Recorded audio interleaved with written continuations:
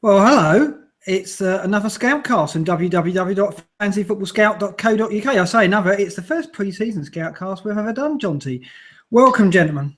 Yeah, it's exciting, isn't it? Yeah, it's really good to be here. A little earlier than usual, and it's still very hot in the summer. But yeah, getting our teams ready from today. It's strange, isn't it, doing this so early? But I just felt it rude not to. There's so much to discuss. So much has come in over the last week. We've got FBL draft. We've got the new chip. We've obviously got the new prices, and today, at last, after much F5, Andy, we got a game to look at, didn't we?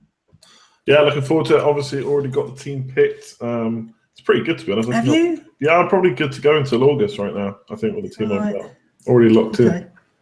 Okay. See, I'm not a FBL manager who picks it so early. I like to leave it till August. Luke, have you got your team already?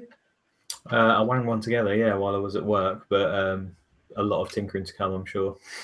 How much work got done today, do you reckon, amongst FBL managers? It's a question I think we should ask at this point.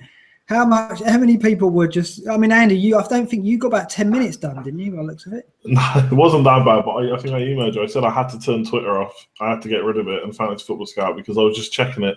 Even when the game had launched, I thought I'm just going to do nothing today if I keep these open. So I actually had to close them, which I don't usually do. That's how bad it got. Yeah, I want to know if anyone's watching. There are a few people watching. Did anyone get caught at work with it open? Surely it must have happened. I reckon Granville did. I spoke to him today. He's got his team together as well.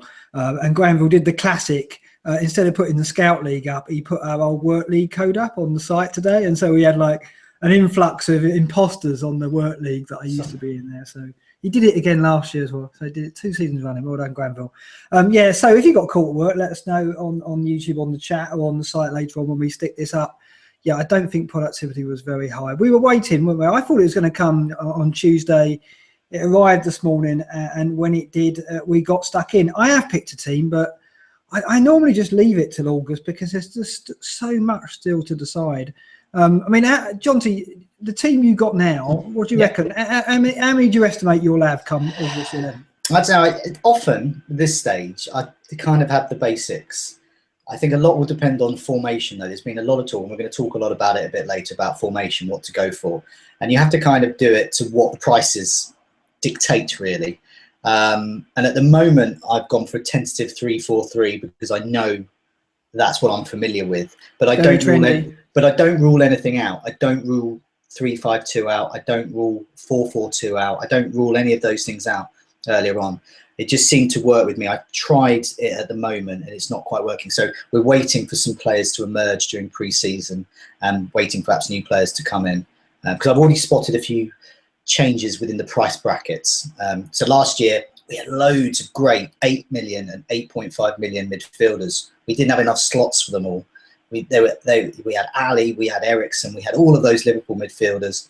And, we just had abundance on them. We'll come to it a bit later. I had a look at the choice in that price range this year in midfield. Pretty poor. Yeah, it's not so great. I've got to say, I've got a 3-4-3 at the moment. I think that's the default to begin with, and I think we've got to see if how things go pre-season. I was specifically looking at defenders today, and it's very tough because until we know what cheap options they're going to be at Palace, at Watford. We've got new managers. Southampton as well. We don't really know what he's going to do there. Is there going to be any bargains there? Is Stevens going to get starts? There's a lot of unanswered questions. We're only going to get cleared up as the weeks progress, and then that changes. So I think the defence is really tricky. Up front, we can have our favourites, and obviously we're going to talk about some of those players today.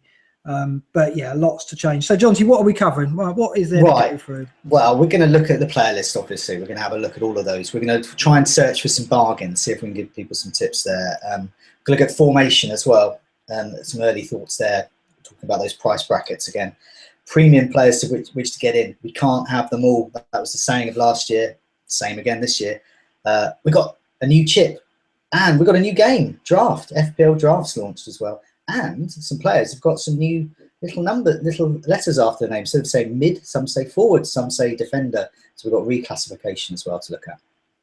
Yeah, draft not out yet. I think it's going to be next week, but that's a very interesting twist. I don't know what we're going to do about that. We're going to have divisions, aren't we? We're going to have promotion relegation because, as I understand it, you don't really want more than 8, maybe 10 teams in the draft. I think 5.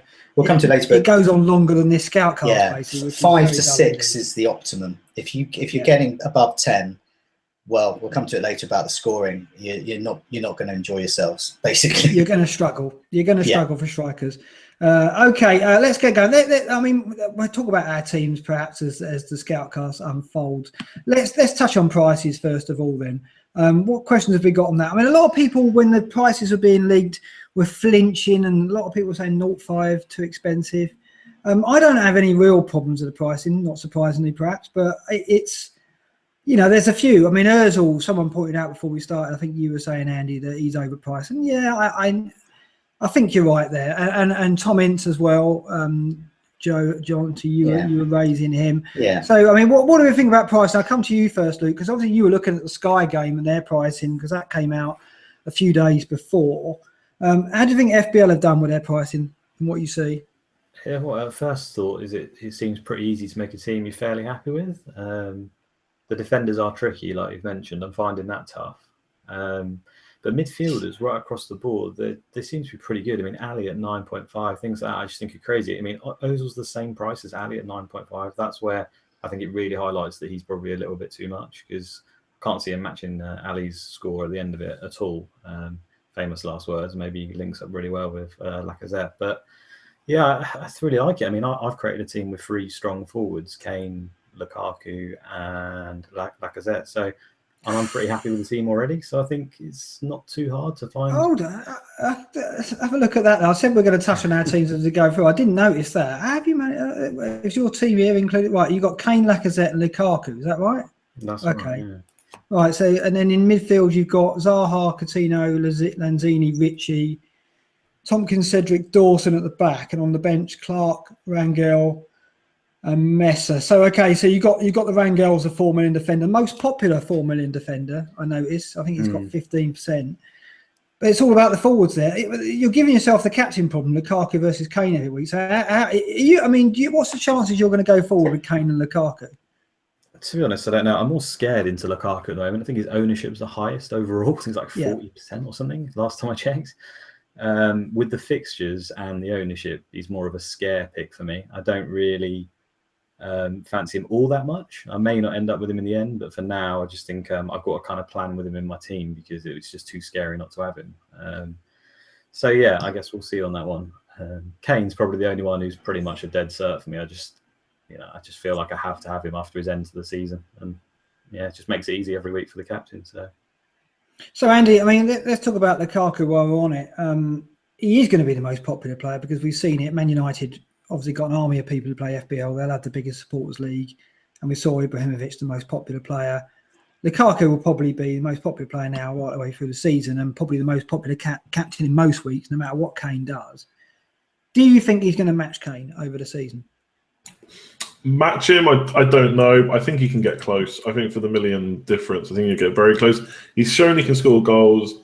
People have kind of putting him down as like a flat track bully, but that's pretty much what we need because we found it really, Man United found it very hard last year to put teams away, and we created loads of chances. I don't see us going through another season where we create that many chances and just don't start converting some of them.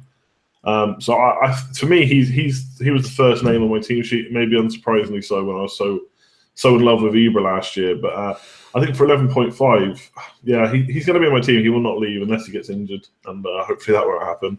So at the moment, you haven't gone Kane at all. You've gone Ali in midfield. I mean, that's interesting because we're talking about the pricing, going back to that, and Ali at 9.5. One of the key reasons he's at 9.5, I think, is because of that. Gives you that dilemma of do I go Kane at 12.5 or do I go Ali at 9.5 and pocket the 3 million, and what can I do with that? And obviously that chimed with you, and you've definitely gone for Lukaku over Kane. Was the Ali factor behind that? Did you think, well, Ali's value is so good that I'm going to have some of that? Not necessarily. I think even if I had Kane, I'd still want Ali because he just did so well last year, and I think that's a good price. I mean, the way the prices are set, when I look at it, no one's really an obvious pick, I don't think. You can kind of make a team that you're happy with, and he can swap all those players for another set of players, and you'd be happy with them. I don't think anyone's like severely underpriced or overpriced. I think they've kind of nailed that. Yeah, I think I want Ali either way. Kane, I know he's not quite 13, but Aguero's 13. We had to look at him. Obviously, he didn't do well last year, but we didn't know that at the start. I think 12.5 million, he's got to do it again. And can he do it again? Yeah, probably he can. But I suppose some of it is kind of betting against him maybe a little bit for 12.5. Is that the same value as when he was 11 last year? Don't know. Yeah, I'm sure I'll leave my words on him. I've done the projections overnight. They'll be going live tomorrow, and Kane is, well out. Very powerful indeed. I think he's coming in at 29 goals predicted at the moment. I mean, we've got to look again at his rates and his probability, but that's what he came out with, raw 29 goals. Jonty, you've got him in there. Can we dare go without him? And is that a good price, 12.5? So there's two sides to Harry Kane owning him. There's two big memories that people have from last season. It's the one where they got him in for those must-have games at home to Burnley and Hull. These were absolute. Harry Kane is essential. I got him in, captained in both. He did absolutely nothing in both, and it was heartbreaking really, because you do all that planning to get him in, and he didn't do anything. And then it affected the other time. But then he picked up again. He had an injury, and then he picked up again. And I had him in for those last few games. Plenty of other people did as well. Plenty of people in my mini leagues didn't. We talked last season about the end of last season about our goals. One of my cash mini leagues, I actually amazingly won, incredibly, after my awful season, because 3 rivals didn't have Harry Kane in. It was literally him was the difference. Captain him, boom. And that was the power he had. I think it was 8 goals he got in those last 4 or 5 games. In Sky as well, I didn't have Sky. I didn't have Kane for my Sky team. I'd run out transfers. I missed him for those last 2 or 3 games. As a result, I went from a 3-digit rank, I don't know where. I just plummeted away. That's the power of Harry Kane. That's why he's in my team. And Lukaku's in my team as well, because so you've gone for them both at the moment. But I've also got. But yeah, I've got Lukaku in because of the fixtures, because of his personal form, particularly against weaker sides. Manchester United play lots of weaker sides. And as Andy said, he's exactly what Manchester United need. He's absolutely tailor-made. They created so many chances last season, and Ibrahimovic missed so many chances. Lukaku, I don't think will. I think him and Kane, they're going to be vying for the Golden Boot. I think they're looking at 25 goals plus each. I want them in my team. And I've got three up top. Now, we were looking at pricing, and I said, see, I was looking at 3.52. Last season, it was good because there were lots of 8.5 type priced midfielders. We couldn't get enough of them. So I had a look at this year. It's horrible. So we've got Mahrez at 8.5. We still don't know if he's going to be a Leicester player. We've got Sane at 8.5. Sane owners, I have to be honest, they've got him in because they can't afford De Bruyne, and they somehow can't get Jesus or Aguero in. They have to be honest about that. I've got him in my team because I can't afford any of those others. And then you've got Sigurdsson, 8.5. He's overpriced if he's going to be a Swansea player still. If he moves to Everton, he's even more overpriced. And then you've got Pedro at 8. Okay, he's good for a month. Well, Hazard's out. Then perhaps not. And then you've got Sterling, Silva, the other Silva as well. You've got the two City Silvers. You've got all of those players. Are they going to play? We don't know. Lots of rotation. And then you get down to the likes of Pogba. You get the Manchester United ones. And it's Pogba I've pinpointed there as the potential to be the next Firmino, Coutinho, Ali, that type of thing. If they can get. So I think a lot of people are thinking that and hoping. And Pogba's ownership is really high at the moment. So that's what I'm looking at. That's why I've gone. But I think in contrast, in terms of strikers, I think there's actually quite a lot. I think there's quite a few, kind of 7.58 million. We don't know whether they're going to be any good, but they're worth a go. And I've gone for Defoe because he scores goals and he plays for Bournemouth, who score goals, and they've got some really good fixtures. I just think he looks worth it. And he's 8 million, so it's easy to downgrade to an emerging 6.5 or an emerging 7.5. So that's, barring injuries, I think that front line is going to stay in place. Interesting. I mean, what do you think of Pogba, Luke? I mean, United fan, 8 million's a very, very tempting price for a player that we think is going to kick on. And that is the kind of price you're looking at if you're going big up front. That's probably the top whack you can spend on the midfielder, maybe 8.5. But Pogba, 19% ownership already. He's going to be popular, isn't he, because of United fans. But is he going to earn his keep?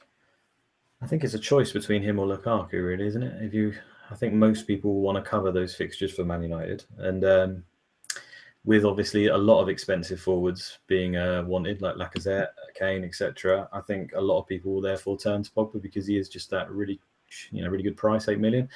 I just worry. I mean, he did hit the woodwork. I think it was 5 or 6 times last season, and obviously he's got potential. He scored more for Juventus than he did for us.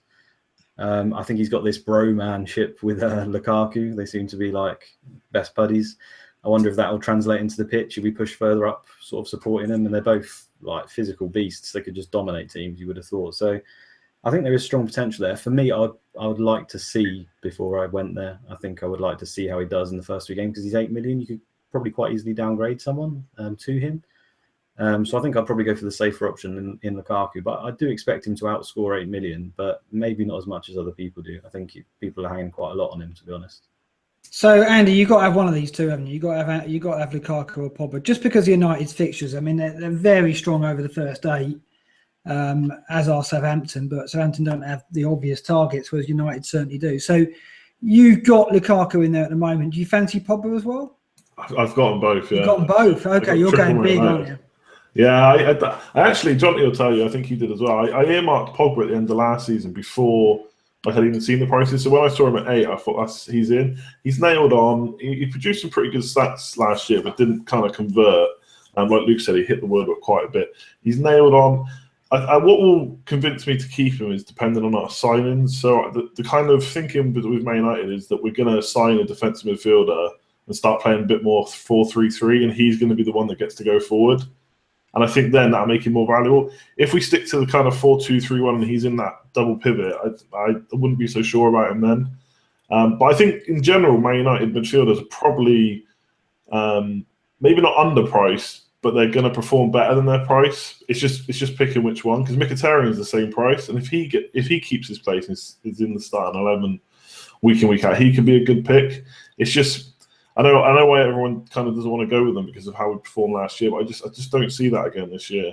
So I think one of them, maybe even Martial, is going to be great for 8 million, but going for one at the start, I can see why people would be put off, to be honest. Yeah, Lindelof's interesting because he's in a couple of our teams. He's owned by 17%. Again, it's the United factor. 5.5 though. What do we think about that? I mean, that, if anything, that's an underprice, isn't it, Johnson? Yeah, I think so. I think they're kind of being tentative, saying, will he start? Well, yeah. I mean, you've got to hope he will. You can't imagine he's going to, like Smalling or Jones are going to keep him out. And we're not going to see that level of rotation. Mourinho historically doesn't like rotation. He did it at the end of last season.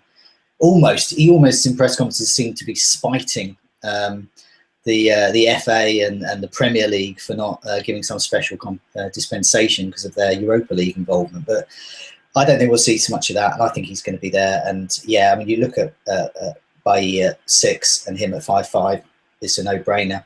We'll know in pre-season. Could be completely wrong. Chris Smalling might get the nod, but I think at this stage he looks underpriced. So yeah, West Brom is sniffing around Smalling and Jones. I mean, it's good that you mentioned that, because that's one of the things that's guiding me this year for a lot of the prices. I'm looking at to see who's underpriced, overpriced, or will outperform their price. Because this time last year, I looked at Walker at Spurs, 5.5, and I thought, wow, they've made a mistake here. 5.5, that's too cheap for him because Rose is 6. I didn't get him in. I didn't follow on that. And I really regretted that because he ended up being one of the top scoring defenders in the game, and particularly at the start of the season. So I don't want to make those mistakes again. And so that's why I'm homing in on players like that, 5.5, and Pogba as well, as I mentioned. So let's look at some of the questions. FC5750HC, I'm not sure what droid that is. Was he an Empire Strikes Back? It may have been. Who are the bargains of the new season? And I mean, Pogba, we've talked about it, haven't we? He's definitely one. And we've got Fink as well saying best budget and best budget forward, midfielder and forward. I mean, the bargains of the season, I mean, you've got to say Pogba, have you, Andy? You reckon straight away, as you earmarked him at the end of last season? Yeah, I think he will be. Another one that I really think will be, I think Johnny's got him in his current team, is Ramsey. Especially if they stick to kind of wing-back formation. I think he's going to get a bit more forward with Xhaka there. So he's one I'm looking at 7 million if he keeps his place in the team. I think he'll outperform his price. Him and Pogba are kind of the two midfielders that I've really got my eye on at the moment. Anyone else there, Jonty? I mean, well, yeah, I mean, you mentioned Ramsey there, so obviously one of my favourite players over the last few seasons, and I've just broadly labelled them the magnificent 7 million midfielders, because Zuma's Bloomers asks, he's noticed this as well. There's lots of midfielders that have potential who are priced at 7 million. So 7 million this season could be the new 8.5 million. This is where these players who could score. So you got Willian, you got Fabregas, rotation risks at the moment, but Hazard's out. So are they at the start? And then you got Ramsey at 7 million. He was doing really well. And you can also add into that, you've got Zaha at Palace, you've got Wijnaldum at Liverpool, you've got Mata, Ayew at West Ham, underperformed last season, will he underperform again? And Lanzini at West Ham, looked really strong. I just want to mention one of our other community members, Giggs Bosun. He has created a marvellous table. I do love my stats tables, and he's created a marvellous one, simply called You Should Have Scored More. He has looked at midfielders from last season who should have scored more. He's looked at things like when they hit the woodwork, when they fluffed a big chance, but they were really putting the effort in and they're not doing it. And who's top of that? Ramsey. Ramsey should have scored more, because he's looking at terms of minutes per shot, those types of things. And then he's got Redmond. So Southampton, people will have noted Southampton have very good, strong fixtures at the beginning. Redmond was a little disappointing, 6.5 this season. He's up there, he should have scored more. Pogba as well is there. And then you go down the list and you've got some familiar faces. Eriksen, in fact, should have scored more. Sigurdsson should have scored more. It's a good list because these are talented players. And these are the kinds of things we're looking at. We're looking at players this season going to score well, rather than looking back at last season. Who scored well? Well, they're just bound to do it again. They might not. Yeah, I was interested to see Redmond. I mean, a lot of people, when his price came out 6.5, there was a bit of a tremor around the communities about that. But he's owned by 12%. He's in the top 6 or 7 owned midfielders. So people have gone on to him, presumably because of the fixtures. And I like him. 7 goals last season. I mean, he kind of crept up to that amount. I was quite surprised when I saw that. I thought he got 3 or 4. So I think he could get double figures. I think he could be a real bargain this season if Pellegrino starts well. He's not an attacking manager as such, but again, it's all about the pre-season, where Redmond's playing. He doesn't play with wingers really, Pellegrino. He likes his fullbacks to get forward, which makes Cedric at 5 million perhaps one of my bargains as well. But yeah, I fancy Redmond. Luke, have you got your eye on anyone? I've got a few names. Cedric was on my list. I seem to always get him every season. It's usually a catastrophe. So I'm always a little bit wary, but I swear he's got the potential to do really well. And especially as Cucu Martinez now gone, hasn't he? Or I think he's about to go. On the way. There's no rotation, yeah.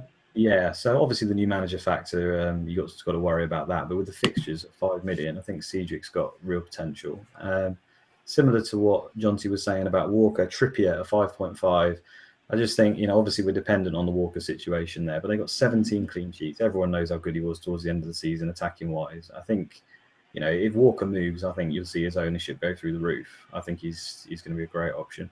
I also really like Stanislas, 6 million. I think Stanislas, 7 goals, 5 assists in 18 games for 6 million. And obviously, he fell out of favour halfway through the season. There was that injury. I don't know if it was a bit of a shady going on, so we weren't sure if it was something else, or it seems like it was a long-term injury now, where if that is the case, I think for 6 million, a team that score a bucket load of goals, I think he could be a great option.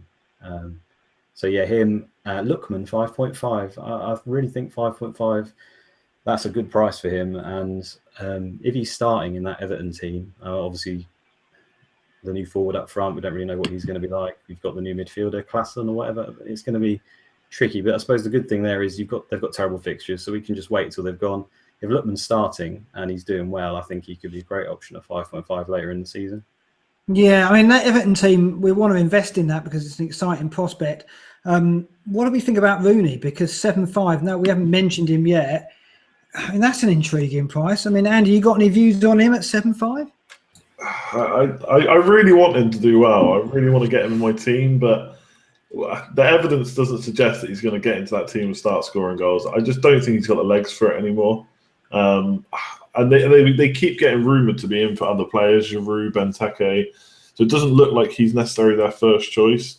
I mean, I say he's not got the legs for it. He's only 31. Like there's plenty of players playing older than him who are much fitter. But I don't know. I think the good thing, like Luke just said, is they got awful fixtures at the start, so we can just wait a few weeks, and if we get him in, then great. 7.5 is a brilliant price, but I want to get him, and nostalgia-wise maybe, but I just can't bring myself to do it, to be honest. And just before we finish on that, there's one striker I've barely seen mentioned at all. He's not even in the list of premium strikers we're going to talk about, and it's maybe he's going to go, but cost us only 10 million. Is that not underpriced versus the other strikers? Do we think? I know there's a chance he gets transferred out, but apparently he's had talks now to stay, and they've obviously lost Lukaku as well. Yeah, I just don't. I didn't fancy him last year, so I'm certainly not going to go there this year. I just wonder if he can get over the Conte thing. I don't see him staying. And if he's staying, it won't be. He won't. His tail won't be up, will he? He'll stay, and it'll be disappointed. I think that he doesn't get the move. It'd be interesting to see if it does work out. 10 million for cost. I think that's fair enough. I think it's the bonus, isn't it? And he's not on pen, so that's what counts against him. I think. Let's talk about Lacazette, because that's a difficult price. 10.5 low. I think he could have been cheaper. Do we think, John T, Lacazette is going to hit the ground running? Have any of you guys got him? I've put him in at the moment because I need an Arsenal player, but I don't know if I trust him yet. No, he's in my Sky team, but he's not in my FPL team. I want him in my FPL team. I've gone for Ramsey instead as a coverage, and also Ramsey can be downgraded perhaps to Redmond. I just couldn't find enough to get Lacazette as well, and I'm not dropping Kane and Lukaku as it stands. So I think a lot of people are going to find that as well, because I mean it's that thing, you can't have them all. One of our posters over mid-wicket asked which premium strikers do we favour, and he's listed Kane, Lukaku, Lacazette, and Jesus from Man City as well. There's Aguero as well. Arguably, Aguero is quite well priced, 11.5 if he can keep starting. Sounds a lot, but we all know what he's capable of. I don't think I've seen some teams banded around with those three, and I know Luke has got that as well. Lacazette, I think pushing up to that, it's really tough, I think, to get that and a good squad balance. It doesn't sit quite right with me at the moment, but good luck to anyone who's got those three, because any three of those four I've mentioned are really powerful strikers. I think you've got a captain. You've got your captain choice every week. It's fantastic. Yeah, and the thing is with Lacazette is that he's playing obviously on the Friday, Leicester. If he scores a couple, he is going to fly. The bandwagon on that night is going to be huge, and then his price is going to rocket in the first week. So there is an advantage for getting in early, and then if it doesn't work out, you've got your wild card you can bring in. So that always happens with new signings. That the minute they show any form, if it's early on, people panic and go, this guy could get 30 goals, I'm getting him. And he could easily do that. I think, yeah. So it's in my thinking that. I mean, I think if Lacazette's going to do well, I think Özil's going to do well. So Özil is the one, if you can't, I mean, I've really struggled. I think I could end up with Özil in my game week 1 side to see how pre-season goes. But I think if Lacazette's going to do well, it's going to be Özil who's going to be assisting him. I was looking back over the last few games, Özil was so far ahead of everyone for chances created, and he scored and he got those assists in those last few games of last season. So we can see what he can do within that formation that they have of 3 centre-backs and wing-backs, with Lacazette up there in front of him. Sanchez is the funny one at the moment. We're not mentioning him because we're all assuming he's going to go somewhere. 12 million, I wouldn't say a great price, but that's what he should be worth. He's a great player. So, yeah, I think that's partly what I'm thinking back in my head about Arsenal as well. I'm just not, because if Sanchez goes, that does change the dynamic a lot. Just not sure. Yeah, I mean, with Özil, with Lacazette there, if Lacazette's going to get 25 to 30 goals, you've got to think Özil will be on the way to getting 20 assists again. He's going to have one of those seasons where he would be favourite to get, obviously, to push De Bruyne for assist, to push Eriksen for assist. I think at 9.5 he could be overpriced, but then again he could deliver on that. Easily could deliver on that. So he's a very interesting player for this season. Let's talk about a player we moved today, because AA pound, as we'll have to call him, because that's what his name is. Loftus-Cheek 4.5. Have we just been given a bargain in the last 12 hours? Well, this is what AA33 and JR alluded to today in our post looking for questions. Is Loftus-Cheek the best 4.5 option? He could play an advanced role. He has done with Chelsea. One of these Chelsea youngsters can't get a look in, so off he goes somewhere else and hopefully does better. He's in my side. I think he could do really well. I don't think he would have moved if he was just going to sit on the bench again. I mean, I'd prefer to sit on the Chelsea bench than the Palace bench, especially as a Brighton fan. They've got better seats. They've got padding, probably. They've got padding. Well, they're covered in diamonds and gold at Chelsea. Air conditioning, covered I in imagine. rotten eggs and old rags at Oh Palace. dear, you're playing down Selhurst Park. Selhurst there, Park. I'm not putting down Selhurst Park, but it is absolutely really old. Yeah, but Frank de Boer will smarten it up for sure. He Yeah. won't have any of that. That's for sure. He's a bit more, should we say, civilised than Big Sam? I would say. I don't know why I would say that, but I just get that impression. Luke, Loftus-Cheek. Do you fancy that? What's his price in Sky? Is he equally cheap there? I'm not sure what it is in Sky because obviously he moved today, and I wasn't even considering him as an option until today. So yeah, I'm not sure on that, to be fair. But yeah, if he plays further forward, I think he'll be a pretty good option. The thing I've got in my mind is I'm always wildcarding come game week 3 or 4 anyway. So does it really matter who my 4.5 midfielder is? I don't think it really does, to be honest, because I'm probably not going to play them in that first 3 or 4 weeks. I mean, I think I had Kapui last season, but obviously didn't play him for the first 4 weeks, even though he scored every week. So I think I'll worry about that after wildcard, which will probably come game week 3, 4 or 5, like it does every season for me. So yeah. Yeah, I mean, this is it. We spend a lot of time over the next 3 or 4 weeks deliberating our game week 1 team and then end up scrapping it all in 2 or 3 weeks. Normally, that's what we do. Unless you absolutely nail it, the temptation to get the wild card out early is normally so great. So, yeah, we're playing away and we'll talk about a lot of it tonight. We already have done, but there's a good chance we'll all be scrapping our teams come 3 or 4. But Loftus-Cheek, yeah, I mean, Andy, it's intriguing because he could play the 10 role, couldn't he? I mean, he's even played a central striker role before. That's not going to happen with Benteke about, but I think he's got a very good chance of playing number 10. Yeah, I was chatting to a Palace fan earlier, and they said the same thing. They think he's coming for an attacking role. I think, like I said earlier, most of the prices give you something to think about, but with the fifth mid, 4.5 million, we're usually struggling with someone who's usually playing like a DM, and we hope he's going to attack. But I think with Loftus-Cheek, you got someone there, or Tom Carroll at Swansea is 4.5 million. So I think the 4.5 million fifth mid kind of fodder is pretty easy pickings this year. And like you say, especially if Loftus-Cheek plays further forward, yeah, it's just an easy decision. It's him or Carroll, really, I think. Not really anyone else there I've seen. Okay, Ollie C. This is one for you, Jonty, because he's one of your favourite players. He mentions Charlie Daniels cheap at 5. Did we expect him to be 5.5? I expected him to be 5.5 because he was in the top 5 or 6 defenders of the season. I don't know why he wasn't, but good news for Charlie Daniels fans because he's not in your team, is he? Let's have a look. He's not in my team, but You've got Aki. What are you doing? No, that's so good. Thank you for mentioning that. I have Nathan Aki on my side, who could change to Charlie Daniels.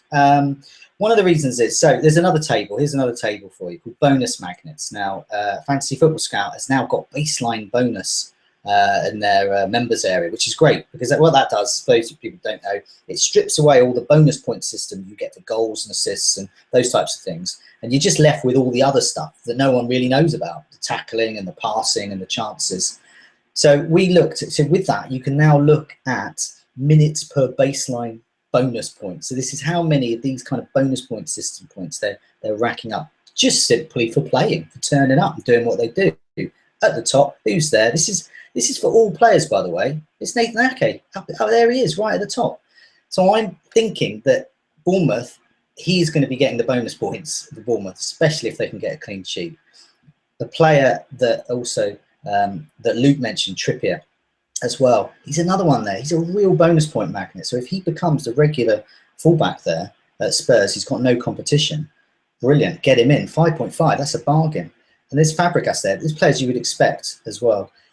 So yeah, that's why I've got him in. And I think Bournemouth, that's what I'm looking at. I think that's a good source of cheap attacking points. I think they have been for last season. I think they will continue to be. Stanislas has been mentioned. Aki there and Charlie Daniels. Yeah, I do like a bit of Bournemouth this year. I mean, they've bought really well. I think Aki and Begovic have surely got to improve the defence. And Defoe is going to score them more goals. So I think all round they're going to improve. They should keep a couple more clean sheets. And they should score more goals with King playing out behind Defoe. A lot of controversy about King not being a forward. A lot of chat about it. I know a few people, FPL Virgin in particular, was irate about that. So let's go round the houses first. Andy, what did you think about that? I know we're going to talk about out-of-position players later, but King has changed position now to a forward. Do you think that was fair, or do you think it was marginal? I saw it coming. I thought he was going to change. But he probably did play second striker, is kind of what like Transfer Market has him down as. Whereas for other players who play in a similar position, they have him down as like an attacking midfielder, like a number 10. So I don't know. I can see why he did, but I think people's kind of annoyance with it was because Sanchez played a similar amount of games up front but didn't get it. But then he went to left wing at the end of the season. We know with Lacazette and he's not going to play up front, so you've got to take that into account, I think. With Defoe in, he's probably going to, he's going to be the striker, and if King plays, he's probably going to be behind, so maybe should have been left as a midfielder, but I don't know, he may get a chance up front, but he's not a pickable player now, I don't think. No, he takes up that forward slot, unless Defoe gets injured, of course, so maybe later on in the season. But now he's a forward, no one's going to have him in their game with one team, I don't think. Yeah, it is a shame. I mean, 7.5 is a good price for him. Had he been a midfielder at that, he would have flown, I think. John, to your views on this? It was touch and go, wasn't it, really? Well, when I saw that, I didn't really mind, but then it was pointed out to me, and people like FBL Virgin who were commenting on site, it did actually convince me, really. And I think it comes down to consistency, and I think that's what you want to see with this reclassification. The number 10 role is a tricky one. It is a kind of midfield role. It is a kind of a forward role. So I can see that. The whole argument with Defoe playing there makes you think, well, he's not going to be that main central striker. And that's the same argument with Sanchez. He's not going to be that main central striker because Lacazette is. So it's the same. And I'd like to have seen some consistency. If King's a forward, Sanchez should be. He is in the Sky game. He's not in FPL. If King's a midfielder, well, Sanchez is a midfielder. That's what I'd like to have seen. So that's the only, well, we'll come to reclassification a bit later, but that's the only one that I did kind of change. I think there should have been consistency there. Luke, any views on King? Historically, he's been a forward, isn't he? I think it's hard to get away from that once you're sort of pigeonholed into that position. It's always a tough ask to try and move, as you can see by some of the classifications. There's only been 10 changes there. I mean, it could arguably be a whole host more in every season. I think there's kind of a push, I think, from FPL to try and get more forwards anyway, because the forward base come towards the end of the season, it's usually like 2 or 3 players. Like, you rarely have any. So I think if they can make forwards an option, and I still think Josh King is an option at 7.5 up front, then great. The more forwards we've got, the better, because I think at the beginning there, we're talking about those 4 pricey forwards, and then probably Defoe, maybe Benteke. But already it looks like there's probably only 4 or 5 we're really picking from. So yeah, anything they can do to try and expand that group of players, I think is pretty much a good thing. Yeah, I mean, it is tricky, isn't it? It's difficult to see what you do with him, but I think it was a tough decision. I think with King, he was a forward historically at Manchester United, wasn't he? Before he left, and he I mean, the thing with the Bournemouth, I don't think it's the same as Sanchez. I think they are more likely to play 2 up front. I think, with Afobe and King, they almost were playing as 2 strikers. I think Sanchez drifted out wide a lot more. He drifted all over the pitch, whereas King did stay more central. So it's a slight difference, I think, but. I think Luke is right. I think they wanted to add to the number of forwards in that price bracket as well, whereas Sanchez would have added to it at the very top. I think Dele Alli is the biggest comparison, really. He plays that number 10 role almost as a striker, and I think that's where the inconsistency is. Maybe if they'd have had Ali as a striker, and you could have then had an option between him or Kane at a less price, I think that would have been a smart move, because to me he's the same as Josh King. He gets in and behind the forward. He's got pace and he scores goals. It's pretty much the same thing. The thing is with Ali, though, he can end up playing in a holding role even if Pochettino wants to do it. So he's not going to, but he can, can't he? So he can drop so deep that he becomes a holding midfielder. He has done in the past. So that's the danger there, that something could happen like a Dembele injury or a Dyer's departure, and suddenly Ali's playing in there and they're playing Son at the 10 or something like that. So I don't know, there is a danger of that. I can't see Ali ever being a forward, although I think next year he'll play in that role quite a lot. There's no doubt about it. Okay, let's talk about formations, John. We've got some questions on this, haven't we? Yeah, so, I mean, the thing is, last season, what we saw was a lot of wing-backs, so everyone's going defender mad. You can see they've done that in the prices. I think there's a bit of overpricing going on. I think everyone's gone a bit wing-back crazy. But people are starting to think about going 4 at the back. I've even heard talk of people going 5 at the back. So people are looking at those formations. So James H, our very own writer James H, has the pricing swayed you towards a particular formation? He asks. And FPL Virgin, he's banging the drum for the wing backs. Should we be investing more in our defence? Do we need 4 at the back to afford the big hitters? We've got a few more as well. And this leads on to James Milner, who as we were going on air, he scored a penalty for Liverpool to just remind us that he's a penalty-taking defender. TM370 is Milner essential with his reclassification. He is now a defender, by the way. We'll come to that later. But and then red arrows, he goes back to the midfield, really, 3-5-2 or 3-4-3. It comes back to what I was saying earlier. For me, I'm looking at prices. I looked at the prices of those midfielders, and five-man midfielder didn't sit right. I didn't really see five midfielders, apart from obviously Ali, Özil, the ones that are 9.5, De Bruyne. I can't afford all of them, a five-man midfield with that lot. But I didn't really see that, a lot of them. So, but I did see lots of strikers, and it's what Luke was saying. I think there have been some additions to the striker market really there. So Benteke's still there knocking around. He could do well. And you've obviously got Defoe as well. You've got King, got Llorente knocking around, broken his arm in a cycling accident, but he could still be there. And then the pool drops away. Then you're in the world of Deeney and Vokes and Rondon and Gray. You're in a murky quagmire of strikers there. You've got this option of 3 or 4. So they still haven't really got too many options as a kind of a third striker. So I'm looking at 7.58 below. And there's not a lot of options there. So they could have done a bit better there. But I don't know. Maybe that's because teams don't have those strikers as well. They got Firmino. They bunged Firmino in there. That counts him out for me, to be honest.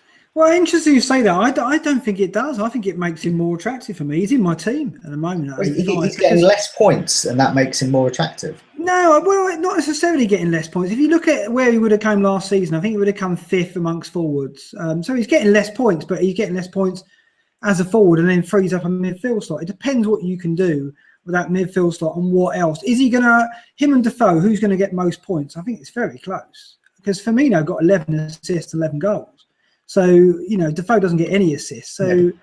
Defoe's cheaper. I think he got level points for Defoe last season. So you've got to think that Defoe has got to have a repeat of that. He's got to get 16 goals and Firmino doesn't improve. I think Firmino could improve. I think Liverpool will score even more goals. So I think that is a closer call than you think. And if you're not getting Coutinho or Mane in midfield, I think Firmino is a good option at 8.5. I think it's a nice teasing little price. And I think it's right that he's a forward. And I think he could do well. He's very inconsistent. That's the problem. I think that's slightly too much for a third striker. So if you've got Firmino and you've got Kane and you've also got Lukaku, that's quite... I mean, I was pushing a boat out with Defoe, really. I was luxuriating in my Defoe at 8 million. I couldn't go any further than that. And I think Firmino is a forward. I think it's just that notch over the third striker price. But if you're not going... Yeah, I do agree, though. If you're not getting both of Kane and Lukaku, Firmino, Lacazette, Jesus, and perhaps one of Kane, you know, 3 of that lot, that's very doable. Very good balance, I think.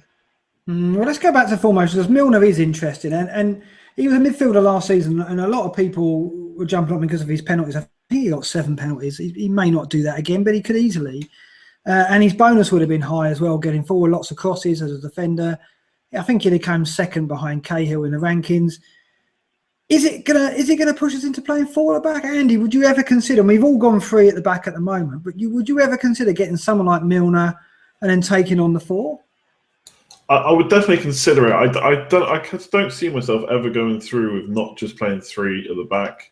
The problem I have is if Milner's going to start, then he is in my team at 6.5 on penalties. Like I think he's assured in my team if I know that he's going to start. The problem is then I also want Alonso. He's 7 million. I don't know if that puts me off, but how well he scored last year, that really shouldn't put me off. So I don't think 7 million is too high for him. So maybe I should look at 4 at the back, but I don't know. I don't like that. I think unless I'm more likely to want to start changing midfielders and forwards around, and if I've got all my money tied up in defence, obviously I could use the wild card early maybe. It just makes it a lot harder to move around depending on your squad structure. And if you started off with 4 at the back, I think it's harder to go to 3-4-3 or 3-4-2 than the other way around generally. So I'll consider it. I'll have to put a few teams together with 4 at the back, but I'll probably go with 3 and choose either Milner or Alonso, I think.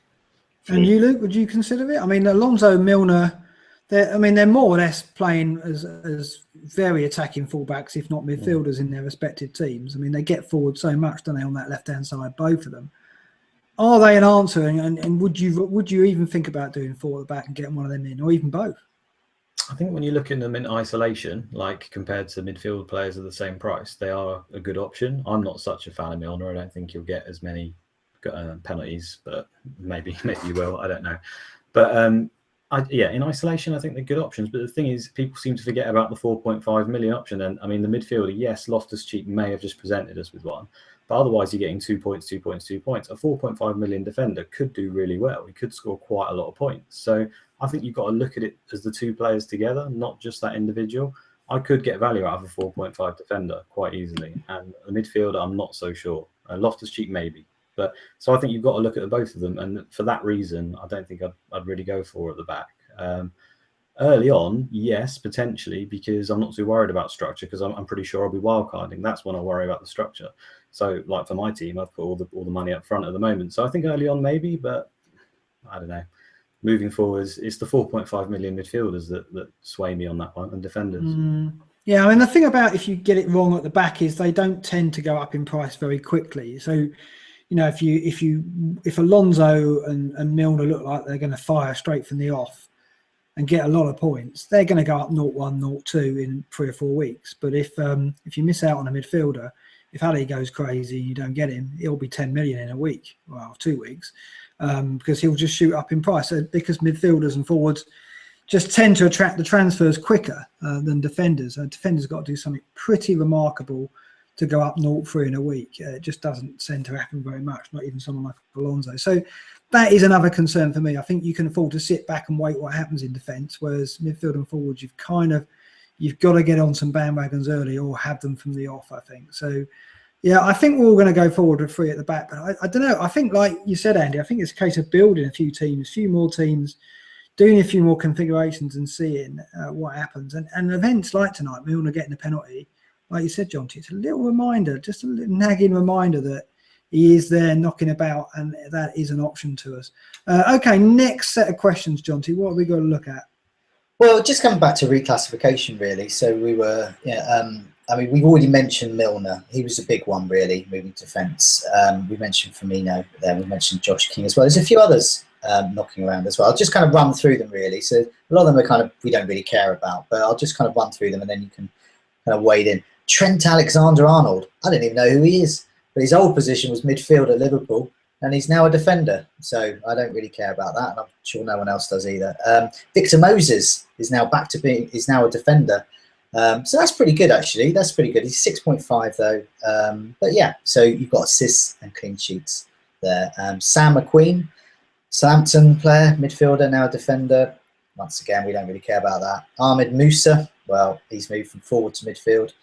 He can move, well, to the Isle of Wight for all we care. I mean, it doesn't matter. Chris Brunt, well, this has counted him out. Defender, moved to midfield. Well, goodbye Chris Brunt from all our lives. Mo Barra, Swansea, forward, now going to be a midfielder. Well, you never know. He might get some starts this season, but I doubt it. And then we mentioned Firmino and King. And then this last one is a bit interesting. It's not great for points, but Jay Rodriguez has moved from midfield to forward. So he has moved to West Brom, and he's now a forward in a Pulis team. So forwards in Pulis don't tend to do that well.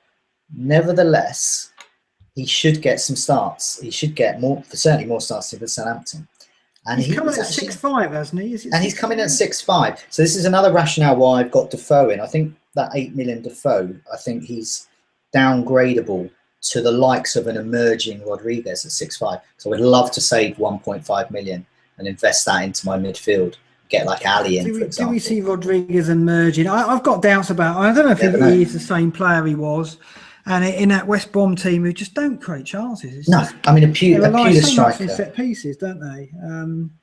So yeah, I mean, of these, I mean, Moses is interesting. He's cheaper than Alonso. He could be a route in, I guess. I noticed that Luiz is owned by 18%. I've just seen. So I mean, he's 6 million. So obviously, people are jumping on him because of his price, and he seems assured of his starts, unless Rudiger's going to play in the centre and not right side. So Yeah, Moses could be there. There's not too much of excitement there. Musa, like you say, probably not going to get in that Leicester team. It's going to be Damari Gray could be the one to look for there in that price range. No one's mentioned him yet as a potential bargain. I think he's 5'5", and he's still a midfielder, a good option. And Brunt, is he dead to us? Probably is, because he's in that West Brom team, but he does take the set pieces.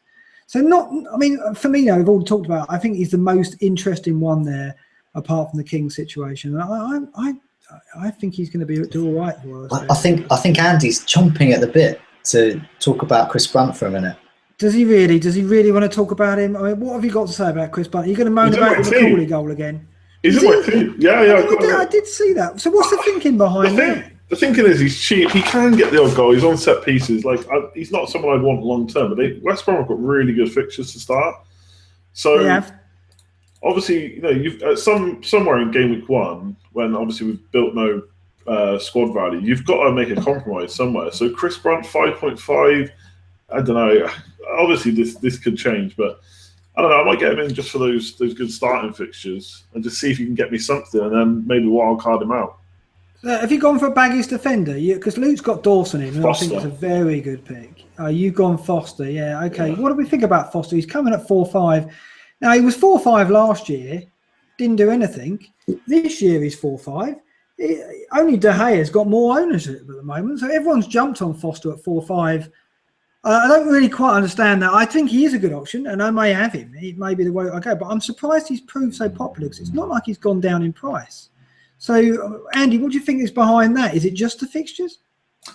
Yeah, I think so. I mean, I think I had him at the start last year as well. I mean, there's always that hope that Pulis starts bringing out the defensive game again, and they can get the clean sheets back. They didn't get too many last year. Will they get more this year? Maybe. I just think 4.5. When you get a wild card early, then why not hit the fixtures, the first 6 fixtures? And if he does no good in those, then you just get rid of him in your wild card. So I think at 4.5, I pretty much always go for a 4.5 combo. So he fits the bill with those fixtures, I think. So I don't see him leaving my team, to be honest. No, it's just I want set piece goals from West Brom. That's the thing. And Jonty, you've got Dawson in as well. He's a good option. And Foster. Right. Okay. But I usually go for 4.5, so I'm willing to go elsewhere. At the moment, I've got Foster and Fabianski. There's a really good rotation going on there. I know a lot of people aren't fans of goalkeeper rotation, but it runs like this for the first few games. You've got Bournemouth, Burnley, Stoke, Newcastle, West Ham, Watford again, Huddersfield, and then Leicester. That's game week 1 to game week 9. That's your goalkeeper all the way through if you alternate between Fabianski and Foster. We've seen how that can go badly wrong. The tough fixtures tend to be when these 4.5 goalkeepers shine. But I like to have the option of choosing there. I'm not too keen on having a non-playing player. The thing will be Elliott at Newcastle. He's 4 million. Will he start? If it looks like he's going to start, that's a no-brainer. He's in my side. Yeah, I can't see it. Benitez is going to get a keep in. What's a shame is there's no West Brom option at 4.5 in defence like there was last year in Neom, and because of that, it means we can't go rotation with Swansea, West Brom in defence, really. But there's no West Brom equivalent. So the Fabianski-Foster combination is good in goal at 4.5. That is going to be a very popular option indeed. And Fabianski is good on saves. West Brom, Luke, you got Dawson, haven't you? Is that right? I got Dawson, yeah. I was considering Foster as well, but I didn't know about the double up, to be honest. But I think with Foster, there's 2 things there. He's the same price as the promoted keepers. So straight away, intuitively, you just think, well, I'll go for the established Premier League keeper rather than a Championship one. And there's also, I think this is probably the first time he's actually played more than about 25 games in a season. I like it. The thing that's always been hanging over his head is he's so injury prone. And last season, he was probably 4.5 as a result of that. Before, he was probably more around a 5 million keeper. So it kind of feels like he's underpriced, even though he's not, because now he's back and he's not injured as much. And obviously, like I say, the Championship teams are the same price. So I can understand the appeal. But in terms of bonus points and stuff, what we're hoping for is they keep a clean sheet and Dawson bangs a goal and takes all the points, isn't it? So that's why I'm sort of headed in that direction. And I think the Championship keepers could do really well on save points. And save points just seem to be the easiest thing to bank on for keepers these days. It always seems to be the save magnets that do really well towards the end of the season, and less so important about clean sheets. So that's why I kind of gone for a promoted one to begin with. I think it's Lossie, I think his name is, Huddersfield. which could go Yeah. drastically wrong. They could get spanked every week, but I'd like to think he's making at least 5 saves a game as standard at the moment anyway. Yeah, so Lossie and Ryan at Brighton could be a rotation option as well. You've gone Dunk there, John T, at the back, haven't you? I mean, Yeah, he's your man, isn't he? He's got yeah. Well, I think one of the things you've got to look at with goalkeepers and cheap defenders is which is going to get you more. Which you think? I just think if they can keep a clean sheet, I think Dunk's going to be there with the bonus. Matt Ryan's just an unknown at the moment. I don't know whether he's going to be a save machine. He's been okay when he's been in the Belgian league, I believe he was. For a while, so I mean, it'd be nice to have Foster and Ryan. It sounds like a kind of an Irish folk duo. I quite like the sound of that. But at the moment, Foster and Fabianski sounds better. And it's the same with Dawson. I've got Dawson in because we hope that he's going to be the Macaulay of this season. He's younger. He's going to be the guy to get on the end of those goals. It's going to be everyone annoyed with Dawson owners this season. Next season, we hope. For us Dawson owners, but I think Dunk's going to be the one there, and I think people should be looking at that with their goalkeeper and their defender. You know, which one's going to get you more really? And like with Burnley, Heaton was going to get you more than all their defenders, so it made him a good option. I think at Brighton, I think it's going to be Dunk. He's going to be better than Ryan, I think. Yeah, no, I want Dunk in the team as well. I think he's going to be a bit of a CBI monster based on what we see in the Championship, and he's got a goal threat as well. If they're gonna play to set pieces, which I think Houghton could do. One of the reasons they could stay up is Knockout's delivery, Gross's delivery as well. But we'll have to see. Dunk over Ryan for me at the moment, indeed. Okay, let's talk about the new chip, Free Hit. A lot of controversy about the name. A lot of people don't like that. I haven't really thought of a better one really yet. But Free Hit is the chip. Questions on this, John T? Yeah, well, I mean, there's quite a few questions. Bubs was one that asked just simply what are our views on this new chip.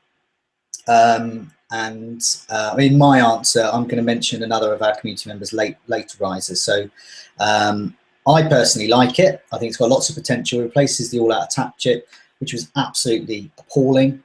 It should have no right to be a chip in the game. It brought nothing. In fact, it probably cost people points. In fact, people forgot about it. So I like this. It's got potential, and it looks perfect for a limited fixture, blanks fixture. Also looks good for a small double. So it's got a set of blanks, and then a week later, all those teams come back. So you can navigate around there much more easily. And so last season, I was thinking about it. So that week where City and Stoke had a double up, and it looked perfect for that, really. Either to stock up on City and Stoke players just for that week, or to then make sure that you could cope with the blanks that were around that as well. So I mean, I'm looking at that. So Aguero, I triple captain then. I used my triple captain there. I got an extra 9 points. But if I'd have used the other chip, I probably would have saved around 12 points in hits I took around there. And then I would have saved my triple captaincy for later in the season. And guess what? All those people who did that with Kane and Sanchez were absolutely laughing in our faces. And they had every right to. But I want to mention this guy, late riser. He made a really great point that you could actually use it in a much more creative way, much more bespoke to your own team, and really keeping an eye on fixtures. So this could be for the real pros out there. What you're looking at is a set of fixtures that's really strong for a group of teams for 1 week, and they're in a sea of really bad fixtures. And so that's what you want. So you're able to use that chip to maximize. This is genius. This is genius. Yeah. And it's if someone can do it and it succeeds, then they are an FPL pro, because they're looking on a fixture ticker. So on our fixture ticker, we have blue for easy, red for hard. So they're looking for these red fixtures. So I've just picked an example out here. Now, I'm not saying use it in game week 10. I just use this as a particular example. Looking at Arsenal, Liverpool, Watford. So game week 9, Arsenal play Everton, Liverpool play Tottenham away, Watford play Chelsea away. Horrible fixtures. Game week 10, Arsenal play Swansea at home, Liverpool have Huddersfield at home, Watford have Stoke at home. Game week 11, Arsenal have City away, Liverpool have West Ham away. Okay, Watford have Everton away. That's not good. So if you look at something like that, but you want it a bit more sophisticated, involving a few more teams as well, then you could use it in that game week 10. You could stock up on those players who other people won't have, because they're looking at this sea of red fixtures and they're not going to touch them with a barge pole. And you can really mop up in that week. Yeah, this is a great idea. I hadn't thought of that approach, but it is there. If you It'd be so interesting to see if that comes up, because the idea is it's a way of just maximising differentials. You know that people aren't going to have these players around that time. In fact, they probably would have been selling them up until that time as well, because you've got to think that what you want is a sustained run of tough fixtures as well, where people are getting rid of players because, pop players who could explode because they've had a bad run of form, and then you choose that time to bring the chip in when the fixtures fall nicely and hope that form is broken and they come good against a weaker team. It could work, couldn't it? I mean, it's an intriguing use of it. Certainly, it's not a chip which immediately you go, it's double game week time, is it, Andy? It's one that makes us think a bit differently, because I think in the past, bench boost, triple captain, yeah, okay, I'll shelve that until double game weeks come. No need to think about those till later. This one, it's a little bit different, isn't it? I mean, have you had some thoughts on it? Yeah, it's better than all out attack. I think FPL. I think it's a mistake not to have, if they're going to keep the chips, not to put them in a bit like the wild card, so one in the first half of the season. Because I think this chip, like, it could happen, what Johnny said, but I think the more likely thing is that people are just going to hold it for the blank game week. That seems to be the most ideal. You're not going to save it for a double game week, because you're going to want to use probably want to use your bench boost or triple captain, unless things go really bad and you really need to kind of sort your team out quickly, because obviously you can't use it the same week as the triple captain, so you can't refresh your team and use triple captain the same week. So I think most people are going to hold on to it for blank game week. I know a lot of people are moaning, saying it helps casuals, but for me, I think anything that helps the so-called casuals just helps us even more, because people are saying you don't need to plan, you just wait till your team's screwed and you just use it. But we will plan when to use it and when we don't have to use other chips, if that makes sense. So maybe we don't have to use our wildcard because we can use this instead. So, yeah, I think it's going to get safe blank game weeks. And I think that's the problem. It's a bit like the other chips. We're all waiting until the second half of the season to use them. And I just wish they'd duplicated them and let us use one in the first half of the season. I think that would have been more interesting for me. No, I get your point there. And I think we're going to be looking ahead and thinking, where's the blank going to come? Because that seems to be the default for this. I hope people use it like Late Riser says. I think that's an intriguing option. I'm going to go straight and have a look to see what other windows we can see for that. Luke, have you got any views on it? Have you had a thought about it yet? Not really. I mean, I wasn't even fully sure what it was, because, like I said, I've been at work all day. But essentially, you get to refresh your team for a whole week and pick a wildcard team. That's what I understand. That's right. Yeah, and you get your team back the game week later. You get your full team back. So it's loans, effectively. Yeah. Well, I think Andy's way is probably the most likely. Between us, a lot that plan more often. If you've only got 4, 5, 6 teams playing, then it just makes it so much easier not have to, get these players in ahead of time and then have a player stinking up your team for 3 weeks leading up to his massive haul that never comes and stuff like that. So I think it's pretty useful for that scenario. But I think also you could use it if you just got bad luck, if you got a couple of red cards, if you got an injury that was going to be for one game, looked like a minor injury out for 1 week, you could potentially just sort of use it for that week and then have those players back. Stuff like, I don't know, if Aguero gets injured and he's only out for one game, or he gets a red card or whatever, you don't really want to sell him. It could be used then. I don't know, to be honest, it's all new. Like the other ones, the chips seem to be fairly set on where we're going to use them, and this one seems a little bit more erratic, which makes it fun for me. I think it's a fun chip. I'm not really a fan of the chips in general, to be honest, but I prefer ones where there's more scope to use it in different areas than specific place. It's a bit annoying that all out attacks gone. I know it was useless, but I actually had some thoughts on it last year. And I thought, this next season, I'm gonna leave it till the end of the season. I'm gonna because that tends to be. Last year, I looked at it. I wish I had all out attack left now. And I almost had a plan for it, and now it's gone. And I don't think I ever played it effectively at all. I mean, maybe I haven't played any of them effectively, but my memories of all out attack is it's just been useless for me all the time. So perhaps it is good, but I would have liked to got one decent use out of it. But it was pretty pitiful, wasn't it, as a chip, John? You're absolutely right. Yeah, I think you're looking at chips. So we've had 2 years worth of chips, and triple captaincy chips it can get you up to.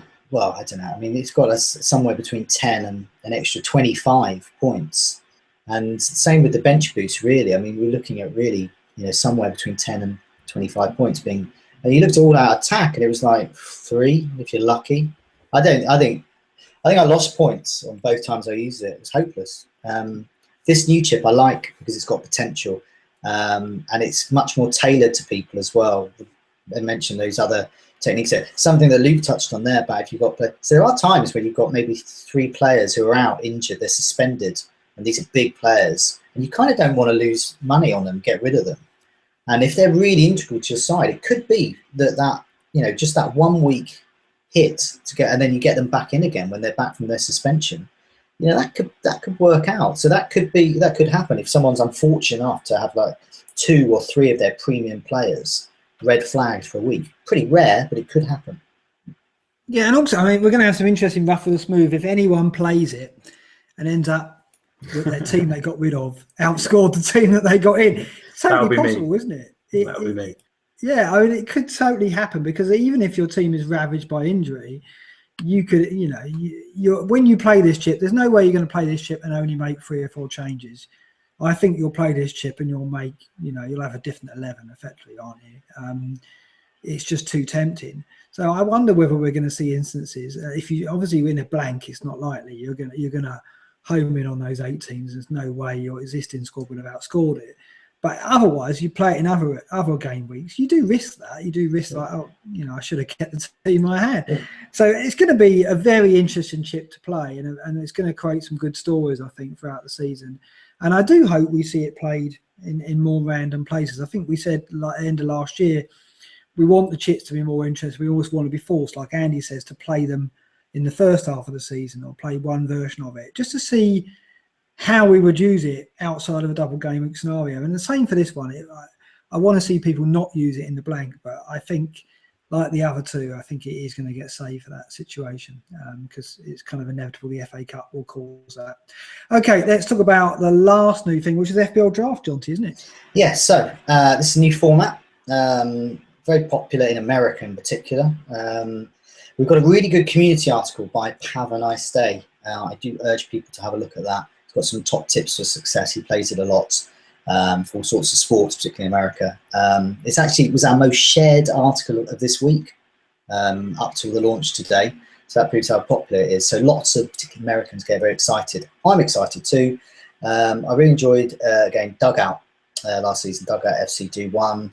This looks very broadly similar, but there are differences. And this is one area I don't like. So basically, for those who don't know, a draft, you basically pick. They're doing it so that you take turns in picking, and you can only, that player can only be owned by one fantasy manager, and you go on like that. But the problem I have it was because FPL have kept their existing scoring for their existing game, and they've used it for this format. And their type of scoring for the FPL that we know and love is actually not very appropriate for a draft. So which means, unlike other draft-specific games, there's a whole bunch of players, particularly in midfield, that are absolutely worthless. So if you've got a draft side of maybe you've got 10 managers competing, and you've got 5 midfield slots to fill, well, after a while you're going to be down to the bare bones, and you're going to be lucky to get some starters there as well. So other games like Dugout, for example, you get points for tackling and passing, and FPL hasn't made that move. And I think that's something that if they continue with draft, I think that's something they probably will have to address, because you're going to get a lot of very, very bored, angry people playing this after a while when they realise they've got no midfielders playing. So for an example, in last season in my draft side, I could get players in like Ndidi, who had the odd goal in him, well, literally the odd goal, but he got lots of other things for tackling and passing. Same for Mark Noble. Those types of players, they're absolutely worthless in FPL, and they're going to be worthless in FPL draft as well. So I think they're going to need to change that. And just a couple of the other things to mention in Have a Nice Day's article, some really good advice there about handling the draft and what you should do. And you shouldn't be going for those premium defenders. He advocates a policy of streaming defenders. Where there is a lot of options is lots of defenders, lots of cheap defenders, and you can really play the fixtures, because within this draft format, you can pick, you can swap players each week, which is great. So prioritise your strikers and your midfielders and your goalkeepers, because there's hardly any of them around, and don't worry really about defenders. Good advice. Yeah, and I think, obviously it's very quick that the strikers just disappear, and then you end up into the murky waters of Andre Gray quite early, I think. A bit cruel to Andre Gray there, maybe. But we're all going to play it, aren't we? We're all going to, and I think it's just a question of getting people into draft and getting them used to playing that. and I think they will have to tweak the game. It'll be interesting to see if there are pitfalls, like you say, about the lesser midfielders not providing. I guess it depends how many are in your league. If you're playing a league with more than 10 players, then some squads are going to be pretty threadbare. I mean, my advice. I mean, we discussed it behind the scenes and what we do, for Fantasy Football Scout moderators and contributors, and really we're looking at 5 in a league. We'll have a variety of leagues and no more than 5. That was something that one of our regulars, Andy G, often uses for his drafts that he has. And I think if it can go up to 16, I think anyone who's playing FPL draft and they've got 10 and above, I wouldn't even bother. I'd just forget that. I would just make sure you've got very few players in. I just think it would just be hopeless. If you go up to 16, God knows, that'd just be, I don't know who you would have. I'd be drafted in. I'd be so bad. I think public leagues are 8. I think it could work at 8. I think that is just about doable. But I think over that, I think it's going to be quite tough to get a good team. It depends on the players that you're playing in the league. If you've got more new people to fantasy football, you don't want to bring them in and go, okay, well, you've got a Phobie as your top striker. You want to have some names in there. So it depends. I think with the hardcore, with the FFS lot, I think it could be quite interesting. You'll get weeks where obscure players get you points and you're not expecting it, but they're not going to get you big points. You're absolutely right. Andy, are you playing this? Yeah, for sure. I like Johnny. I played Dugout. The only problem with that is I used to always forget to check it. Like every other week, I just forget. Whereas if because this one's within the FPL game, which I'll be on all the time, gonna remember to play. And I actually play in Andy G's league, so I completely agree. We play with 8 players, and I remember last year I had I don't think I had a forward over 6 million. I think I had a Phobie, Negredo, and someone else that didn't even play. I think I even had Batshuayi. That's how bad it got to. So I really wouldn't play with over 8 players. I'd preferably play with less. Like Johnny said, the scoring probably needs to be altered to bring other players into it.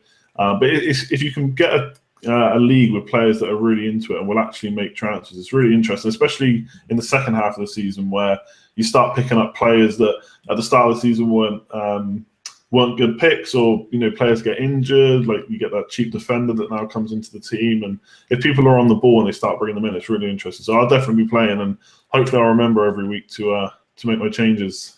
Considering it, and I think because it's linked to FBL, we will do. It's more likely to do that. Luke, have you played a draft game before? Do you play Dugout? I only played Dugout the first season when we all did it, but in my experience of draft games, it's only ever as good as the people that are in your league. Like, if everyone's into it and they're all taking it seriously, then I could see it could be quite fun. But inevitably, people just drop off because they're just bored with their squads. And if you're like the last pick, I mean, you said there are 8 teams. If you're the 8th pick, I can't even name you 8 good forwards. So straight away, you're struggling off your first pick. For me to play it, there'd have to be money involved in it, to be honest. Otherwise, I wouldn't. He's all about the money. Yeah, I don't. I can't see myself playing it, not unless there's money on it. And it's to me the actual draft, great. I could sit through loads of draft nights. I think they're great. Yeah, the excitement of getting this player, but beyond about 2 months' time, I don't really have any interest in it, if I'm honest. Yeah, okay, well, you're not experienced playing. I'm sure Have a Nice Day will play you for money. I reckon he'll fancy his chances there. It's going to be. I think it's going to be fascinating to see how it's. I don't know how many teams I'm going to run though, because there's always a way about distraction from your FBL team, and FBL is probably going to be our main game, I'm sure. Next to draft, but it's. You're cheering 2 different sets of players. That's going to be interesting as well. It obviously happens in other games, but when I play Sky and daily games, I try and replicate my FBL team in those, and obviously in draft that's going to be difficult. So it's going to be a different experience, but I think we're going to have some fun with it, and we're going to have some divisions and promotion, relegation, and keep it going. And we'll see how the game evolves. Okay, I think that's it. I think that's that for the pre-season podcast at the moment. John T, we got to touch on anything else? Do you want to round off with anything in particular? I think my summing up is at the moment I spent the day looking at my team and building one, and I think it's going to change radically by the time the end of the day tomorrow comes around. But I think we're going to tinker all through the summer, and I think pre-season is going to play a crucial part in it. I was just looking at cheap defenders today, and we don't know what Marco Silva's going to do, Frank de Boer, Pellegrino, these new managers. we don't know what their lineups are going to be. We don't know how things are going to change. And I think it's very difficult right now to pick a team and go, that's what it's going to be. We've got weeks to tinker, and I think we're going to.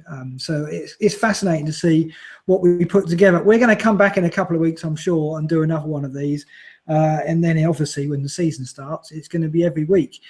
John, are you looking forward to it already? Has today already got the magic going? Yeah, I like it. Yeah, no, we're going to discuss FPL IDs because this is like a side game for the sad or very committed FPL players. It's not sad at all. Where you try and get the lowest ID possible. I do it because I like to get an easy one to remember.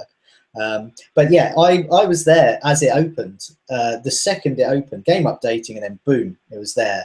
So I logged in immediately. I'm that sad, and I got an ID of 208, which was very low. But that means that there was over 200 people were those milliseconds before me. I mean, literally talking within 3 seconds, 200 people had gone in before me.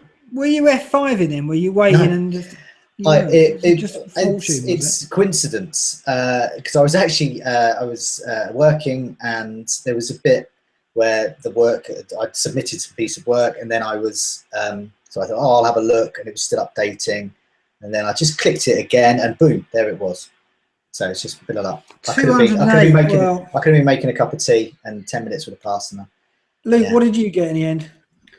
I got 263, which I know I'm shocked at, but I could have had far better than that because I was actually sat in training, similar to your story at the beginning there, anyone getting caught. So I was in the middle of a training session, bored off of my face by PowerPoint, sitting there on my mobile phone, refreshing it on some company Wi-Fi, and it just kept coming up. And then eventually it actually started. I was like, oh my God, unbelievable. I'm quickly trying to type my name in and pick a team and all that stuff you've got to do in the middle of a training session where I shouldn't have my phone.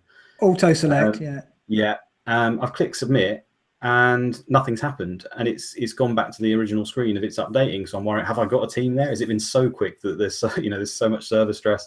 I'm going to log back in and have ID like 4 or 3 or something. It turns out it just didn't work. So about 10 minutes later, I managed to get in, and I still got 263. So I almost got a crazy small number, to be honest. But it was tense times, panic moment in training session, but better than PowerPoint. 263. Andy, what did you get? 157. Oh my word!